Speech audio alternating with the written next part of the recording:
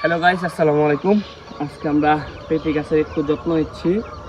পেঁপে গাছের গোড়ে কিছু কিছু গাছের গোড়ে অনেক জায়গায় মাটি সরে গেছে, সেগুলোর গোড়ে আমরা একটু মাটি দিতেছি। আর বিশেষ করে এই জায়গায় গরুর অনেক গোবর ফালানো হতো, তার জন্য এগুলো সব ঢিপি জমে গেছে অনেক দিন আগের থেকেই।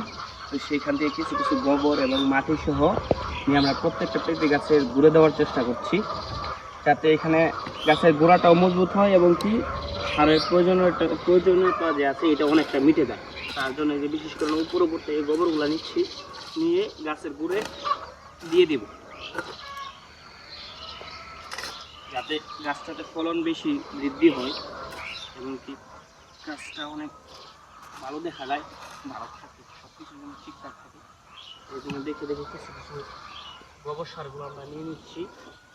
আর যে গাছগুলো ছিল এগুলো আমরা দিচ্ছি বেছে বেছে। তারপরেও এখন যে গাছগুলো আমাদের বিশেষ করে মাটি সরে গেছে সেগুলো আমাদের বেশি করে দিতেছি, আর যেগুলো আমাদের সরে নেই এগুলো আমাদের একটু কম করে দিতেছি। এটা আমাদের মাটি এর জন্য একটু কম করে দিতেছি। মাশাআল্লাহ আমার পেঁপে গাছগুলো অনেক বড় হয়ে গেছে, দেখেন অনেক ছোট থাকতে সবাইকে দেখিয়েছিলাম, এখন মাশাআল্লাহ অনেকটা বড় হয়ে গেছে। দেখে দেখে কিছু কিছু গাছের মধ্যে যেগুলোর মধ্যে দেখা যায় পুষ্টির অভাব আছে এগুলো আমাদের একটু বেশি করে দিতেছি।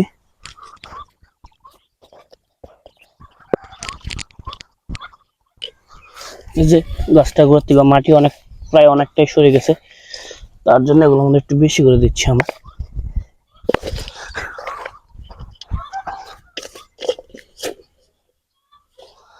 তো সবাই আমাদের পাশে থাকবেন, আর বিশেষ করে যে যেখান থেকে দেখছেন ফেসবুক পেজ, ইউটিউব চ্যানেল, সবাই সবার জায়গা থেকে ফলো এবং কি সাবস্ক্রাইব করে রাখবেন। সবাই ভালো থাকবেন। আসসালামু আলাইকুম।